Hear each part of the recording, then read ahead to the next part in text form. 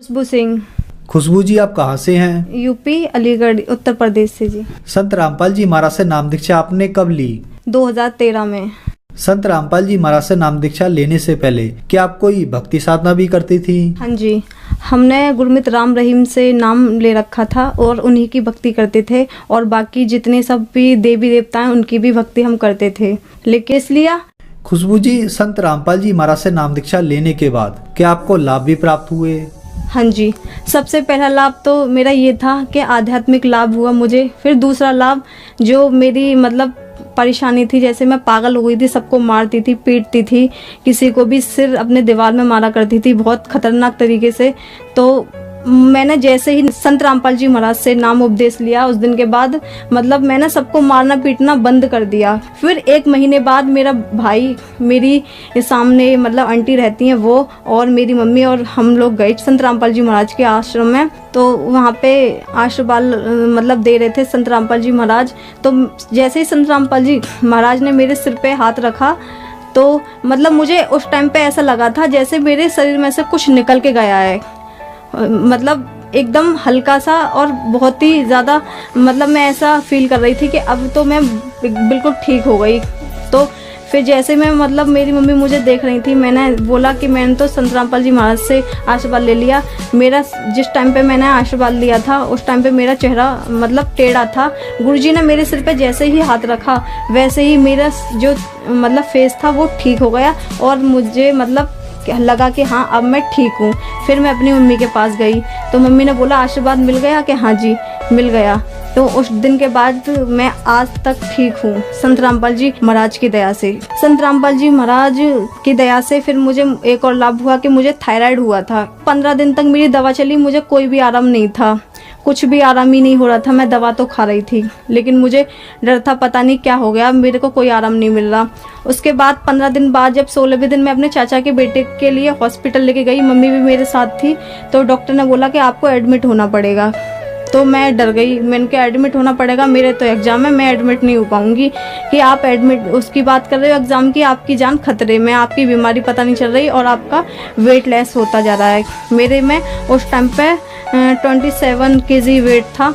तो डॉक्टर ने बोला आपको एडमिट होना ही है। मैंने कहा ठीक है, मैं अपने भाई से बात करती हूँ अभी। तो मैंने अपने भाई से बात की बाहर आके, भाई ऐसे ऐसे बोला है डॉक्टर ने एडमिट की कि ठीक है हो जा। मैंने मम्मी को मना कर दी, मैं एडमिट नहीं होंगी, मुझे घर ले चलो। फिर मेरा बीच वाला भाई बोला, मेरा भाई है मेरे से बड़ा है, वो बोल रहा है और सब लोग बोलते हैं तुम्हारे गुरुजी तो बड़ी बड़ी बीमारियों को ख़त्म कर देते हैं। तो उसने बोला कि प्रार्थना लगा लो। जैसे ही मैंने वो लेटर में अपनी जो भी परेशानी थी वो मैंने सब लिखी। तो जब मैं लिख रही थी तो गुरुजी से, संत रामपाल जी महाराज से मेरी ये अरदास थी, बंदी छोड़, मुझे एडमिट ना होना पड़े, आप तो बड़ी बड़ी बीमारियों को ख़त्म कर देते हो और मुझे बहुत डर लग रहा है। मैं कभी नहीं हुई, इतनी पहले भी इतने केस हुए हैं, मैं कभी डॉक्टरों के पास एडमिट नहीं रही, लेकिन अभी भी मेरे को एडमिट नहीं होना।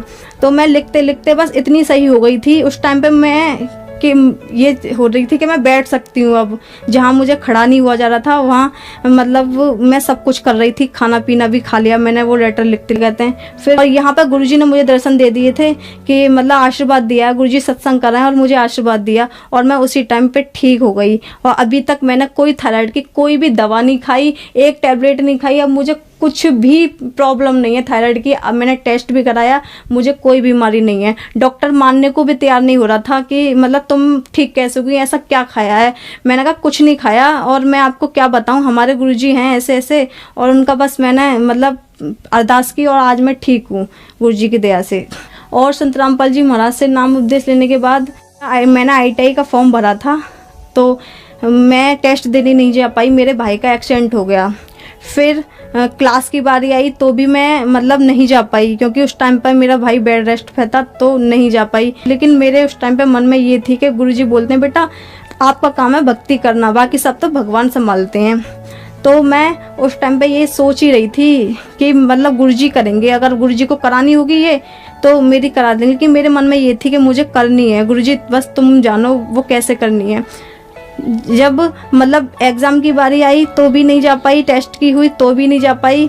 फिर रिज़ल्ट की बारी, जब फाइनल रिज़ल्ट निकलता है तो मेरे कॉलेज से कॉल आई कि मतलब आप अपना रिज़ल्ट ले जाओ, कब लेके जाना है। तो मैंने कहा मैंने तो कोई एग्ज़ाम ही नहीं दिए और ना टेस्ट दिए, मैंने कभी क्लास नहीं की। कि क्या बोल रही हो, तुमने टेस्ट नहीं दिया और एग्ज़ाम नहीं किया? आपने टेस्ट भी दिया है और एग्ज़ाम भी, फुल एग्ज़ाम में आप हो, और आप अपने आके मतलब मार्कशीट ले जाओ। मैंने कहा ठीक है। मैं वहाँ पे गई और आज मेरे पे मतलब ITI की मार्कशीट है। मैं गुरुजी की दया से ITI में पास हूँ। मेरे पापा मतलब संत रामपाल जी महाराज का मतलब नाम उपदेश लेने से पहले सभी प्रकार का नशा करते थे। जितने भी तंबाकू, सिगरेट, दारू, लड़ाई झगड़ा घर में, मांस मंदरा सब खाते थे। लेकिन जब से संत रामपाल जी महाराज का हमने नाम उपदेश लिया है और उन्होंने लिया है, आज हम संत रामपाल जी महाराज की दया से आज हम पूरी तरीके से स्वस्थ हैं। हर प्रकार से हमारी आर्थिक स्थिति इतनी खराब थी कि हम ये सोचते थे कि भगवान हम रूखी खा लें, भूखे सो जाएं, लेकिन कर्ज ना हो। हम रात और दिन यही करते थे। जैसे ही हमने संत रामपाल जी महाराज का नाम उपदेश लिया और उनकी भक्ति करी, आज हम मतलब मैं सुबह से शाम तक बोलूँगी ना तो भी मैं संत रामपाल जी महाराज के बारे में बता नहीं पाऊँगी कि उन्होंने हमें कितने लाभ दिए हैं और हम कितने खुश हैं। ये तो सिर्फ हमारे आस पड़ोस है ना, वो भी जानते हैं कि हमने संत रामपाल जी महाराज का जो नाम लिया है उसके बाद हमें कितने लाभ हैं और हमारा खर्चा कहाँ से चल रहा है, कैसे चल रहा है, हमें कुछ नहीं पता होता। बस हम ये है कि सिर्फ खाते हैं और हमारा मतलब सही ठीक ठाक से गुजारा चल रहा है। हमारी सारी चीज़ें ठीक हैं संत रामपाल जी महाराज की दया से। और हमारे भाई का एक्सीडेंट हुआ था, वो ऑफिस से आ रहे थे तो उनका ये जो नीचे की साइड है कूल्हा, ये पूरा खराब था। उनका पैर भी टूटा था, हाथ भी। तो जब मतलब भाई का कूल्हा टूटा था तो काफ़ी टाइम तक बेड रेस्ट पे थे, तो चल नहीं पा रहे थे। डॉक्टरों ने जवाब दे दिया था कि ये मतलब इसका ऑपरेशन होगा और कूल्हा चेंज होगा और इसकी कोई भी गारंटी नहीं है कि ये चल पाएंगे। तो मेरा भाई वहाँ से आया, बोला कि मम्मी मुझे ऐसे से बोला है। तो मम्मी ने बोली गुरुजी हैं हमारे करने वाले और संत रामपाल जी महाराज, और वो तो अंधों को आंख देते हैं, मतलब सब चीज़ें वो करने वाले हैं। तू दंडवत प्रणाम कर और गुरुजी से अरदास कर। छोटे भाई ने अरदास करी कि गुरुजी हम ऐसे बोला है। तो गुरुजी ने बोली बेटा परमात्मा दया करेंगे। उस दिन का ये दिन है, आज तक उनके 8 फ्रैक्चर थे, वो कहाँ पे कैसे ठीक हो गए बिन दवा के। उन्होंने कोई कैसी भी मेडिसिन नहीं ली, कोई भी ट्रीटमेंट नहीं कराया, कोई ऑपरेशन, बिन ऑपरेशन के बिन दवा के आज वो ठीक हैं, स्वस्थ हैं, जॉब कर रहे हैं और कोई भी उन्हें प्रॉब्लम नहीं है, ना चलने में ना वैसे। संत रामपाल जी महाराज की दया से कोई बता नहीं सकता कि उनका एक्सीडेंट भी हुआ था। खुशबू जी क्या काम करती हैं आप? मैं 12th की स्टूडेंट हूँ और मैंने ITI कर रखी है गुरुजी की दया, संत रामपाल जी महाराज की दया से।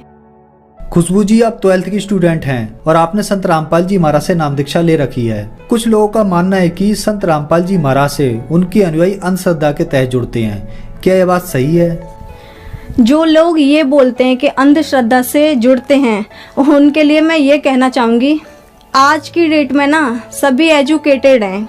तो संत रामपाल जी महाराज जो ज्ञान बताते हैं वो सभी वेदों के अकॉर्डिंग है, उसमें मतलब कोई भी अंधश्रद्धा नहीं है। अंधश्रद्धा ज्ञान तो वह होता है जो वेदों के अलावा कोई ज्ञान देता हो, जैसे अन्य गुरु देते हैं जहाँ कोई प्रमाण नहीं होता। जबकि संत रामपाल जी महाराज तो पूरा प्रमाण सहित बताते हैं कि हमारा पूर्ण परमात्मा मतलब सहशरीर है, ठीक है। और बाकी अन्य गुरु किसी ने भी आज तक यह नहीं बताया कि परमात्मा साकार है। जो श्रद्धालु आज आपको टीवी पर देख रहे हैं, आप उन्हें क्या संदेश देना चाहेंगी? मैं संदेश तो नहीं दे सकती, लेकिन उनसे हाथ जोड़ के प्रार्थना ज़रूर है कि संत रामपाल जी महाराज पे मतलब बोलने से पहले कि वो सभी गुरुओं की बुराइयां करते हैं या फिर भक्ति छुड़वाते हैं, एक बार, केवल एक बार मेरे भाई बहन जितने भी हैं ना, वो सिर्फ एक संत रामपाल जी महाराज का एक बार सत्संग तो सुने, देखें तो सही, समझे तो सही। जो संत रामपाल जी महाराज जो ज्ञान बता रहे हैं वो कैसा है, किस आधार पर है, ठीक है, सही है या गलत है, उसके बाद ही बोलें। उससे पहले ये ना बोलें कि संत रामपाल जी महाराज का ज्ञान जो है बेकार है या फिर ऐसा है या प्रमाणित नहीं है। जितने भी मतलब गुरु है ना, उन्होंने आज तक हमारे वेदों का रहस्य नहीं बताया, वो सिर्फ संत रामपाल जी महाराज ने बताया है। इसलिए मेरे सभी भाई बहनों से हाथ जोड़ के विनती है कि एक बार, केवल एक बार संत रामपाल जी महाराज का सत्संग देखें और समझें। खुशबू जी, अब आखिरी सवाल आपसे, संत रामपाल जी महाराज से नाम दीक्षा कैसे ली जा सकती है? हाँ, संत रामपाल जी महाराज से नाम उपदेश लेने के लिए शाम को साधना टीवी पर 7:30 से सत्संग आता है। उसमें पीली पट्टी नीचे दी जाती है, उसमें नंबर दिए जाते हैं और जहाँ भी आप रहते हो उसी के अकॉर्डिंग आपको मतलब बता दिया जाएगा। हर ज़िले में मतलब संत रामपाल जी महाराज का मतलब सेंटर खुला है, नामदन खुले हुए हैं। वहाँ से आप मतलब नंबर लेकर और बात करके फ़ोन पे पूछ सकते हो कहाँ पे कैसे लेना है, तो आपको वहाँ मिल